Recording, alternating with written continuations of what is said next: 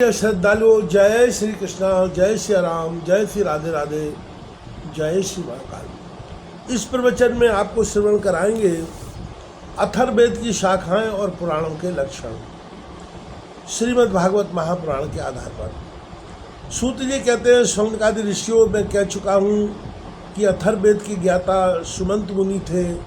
उन्होंने अपनी संहिता अपने प्रिय शिष्य कबंध को पढ़ाई। कबंध ने उस संहिता के दो भाग करके पथ और वेद दर्शकों को उसका अध्ययन कराया। वेद दर्श के 4 शिष्य हुए, शौल्यकायनी, ब्रह्मबली, मैदोस और पिप्पलायनी। अब पथ के शिष्यों के नाम सुनो। शौनक जी पथ के 3 शिष्य थे, कुमुद, शुनक और अथर्ववेता। जाजली अंगरा गोत्रोत्पन्न शुनक के 2 शिष्य थे, बभ्रू और सैंद धावन। इन लोगों ने 2 संहिताओं का अध्ययन किया। अथर्ववेद के आचार्यों में इनके अतिरिक्त सैंद वायन आदि के शिष्य, सावर्ण आदि तथा नक्षत्र, कल्प, शांति, कश्यप, आंगिरस आदि कई विद्वान और भी हुए। अब मैं तुम्हें पौराणिकों के संबंध में सुनाता हूँ। शौनक जी पुराणों के 6 आचार्य प्रसिद्ध हैं: त्रयारुणी, कश्यप, सावर्णी, अकृतवृण, वैशंपायन और हारित। इन लोगों ने मेरे पिताजी से एक एक पुराण संहिता पढ़ी थी और मेरे पिताजी ने स्वयं भगवान व्यास से उन संहिताओं का अध्ययन किया था। मैंने उन 6 आचार्यों से सभी संहिताओं का अध्ययन किया था। उन 6 संहिताओं के अतिरिक्त और भी 4 मूल संहिताएं थी, उन्हें भी कश्यप, सावर्णी, परशुराम जी के शिष्य अकृतवृण और उन सब के साथ मैंने व्यास जी के शिष्य श्री रोमहर्षण जी से, जो मेरे पिता थे, अध्ययन किया था। शौनक जी, महर्षियों ने वेद और शास्त्रों के अनुसार पुराणों के लक्षण बतलाए हैं। अब तुम स्वस्थ होकर सावधानी से उनका वर्णन सुनो। शौनक जी पुराणों के पारदर्शी विद्वान बतलाते हैं कि पुराणों के 10 लक्षण हैं: सर्ग, विसर्ग, वृत्ति, रक्षा, मनवंतर, वंश, वंशानुचरित, संस्था, प्रलय, हेतु, ऊति और अपाश्रय।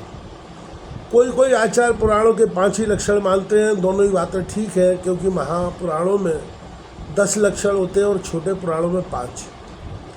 विस्तार करके 10 बतलाए हैं और संक्षेप करके 5। अब इनके लक्षण सुनो। जब मूल प्रकृति में लीन गुण क्षुब्ध होते हैं तब महतत्व की उत्पत्ति होती है। महतत्व से तामस, राजस और वैकारिक, सात्विक 3 प्रकार के अहंकार बनते हैं।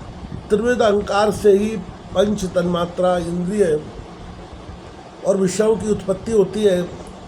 इसी उत्पत्ति क्रम का नाम सर्ग है।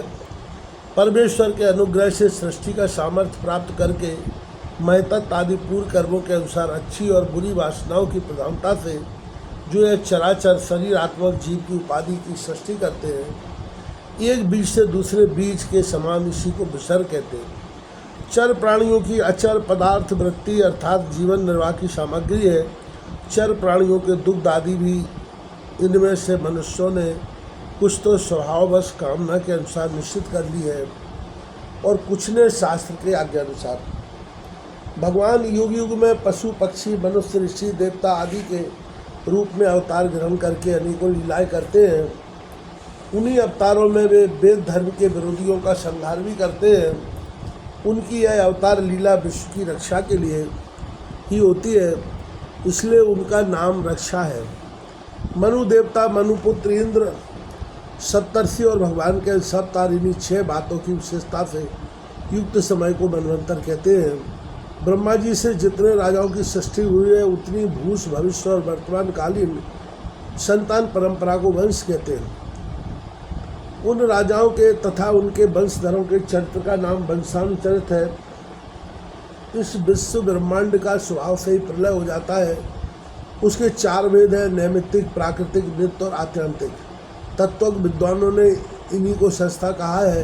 पुराणों के लक्षण में हेतु नाम से जिसका व्यवहार होता है वह जीव ही है, क्योंकि वास्तव में वही सर्ग, विसर्ग आदि का हेतु है और अविद्यावश अनेकों प्रकार के कर्म कलाप में उलझ गया है। जो लोग उसे चैतन्य प्रधान की दृष्टि से देखते हैं, वे उसे अनुसयी अर्थात प्रकृति में शयन करने वाला देखते हैं, और जो उपाधि की दृष्टि से कहते हैं वे उसे अव्याकृत अर्थात प्रकृति रूप कहते हैं। जीव की वृत्तियों के 3 विभाग हैं, जागृत, स्वप्न, सुषुप्ति। जो इन अवस्थाओं में इनके अभिमानी विश्व, तेजस और प्राज्ञ के मायामय रूपों में प्रतीत होता है और इन अवस्थाओं से परे तुरीय तत्व के रूप में भी लक्षित होता है, वही ब्रह्म है। उसी को यहाँ अपाश्रय शब्द से कहा गया है। नाम विशेष और रूप विशेष से युक्त पदार्थों पर विचार करें तो वे सत्ता मात्र वस्तु के रूप में प्रसिद्ध होते हैं। उनकी विशेषता लुप्त हो जाती है। असल में वह सत्ता ही उन विशेषताओं के रूप में प्रतीत हो रही है और उनसे पृथक भी है। ठीक इसी न्याय से शरीर और विश्व ब्रह्मांड की उत्पत्ति से लेकर मृत्यु और महाप्रलय पर्यंत जितनी भी विषय अवस्थाएं हैं, उनके रूप में परम सत्य स्वरूप ब्रह्म ही प्रतीत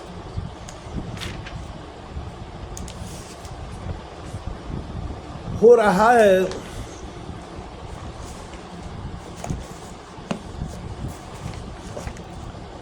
और वह उनसे पृथक सर्वथा पृथक भी है। यही वाक्यवेद से अधिष्ठान और साक्षी के रूप में ब्रह्म ही पुराणोक्त आश्रय तत्व है। जब चित्त स्वयं आत्मविचार अथवा योगाभ्यास के द्वारा सत्वगुण, रजोगुण, तमोगुण संबंधी व्यवहारिक वृत्तियों और जागृत स्वप्न आदि स्वाभाविक वृत्तियों का त्याग करके उपराम हो जाता है, तब शांत वृत्ति में तत्वमसि आदि महावाक्यों के द्वारा आत्मज्ञान का उदय होता है। उस समय आत्मवेत्ता पुरुष अविद्याजनित कर्म वासना और कर्म प्रवृत्ति से निवृत्त हो जाता है। शौनकादि ऋषियों, पुरातत्ववेत्ता, ऐतिहासिक विद्वानों ने लक्षणों के द्वारा पुराणों की यह पहचान बतलाई है। ऐसे लक्षणों से युक्त छोटे बड़े 18 पुराण हैं। उनके नाम ये हैं: ब्रह्म पुराण, पद्म पुराण, विष्णु पुराण, शिव पुराण, लिंग पुराण, गरुड़ पुराण, नारद पुराण, भागवत पुराण, अग्नि पुराण, स्कंद पुराण, भविष्य पुराण, ब्रह्म वैवर्त पुराण, मार्कंडेय पुराण, वामन पुराण, बराह पुराण, मत्स्य पुराण, कूर्म पुराण और ब्रह्मांड पुराण। ये 18 हैं। शौनक जी, व्यास जी की शिष्य परंपरा ने जिस प्रकार वेद संहिता और पुराण संहिताओं का अध्ययन, अध्यापन, विभाजन आदि किया, वह मैंने तुम्हें सुना दिया। यह प्रसंग सुनने और पढ़ने वालों के ब्रह्म तेज की अभिवृद्धि करता है।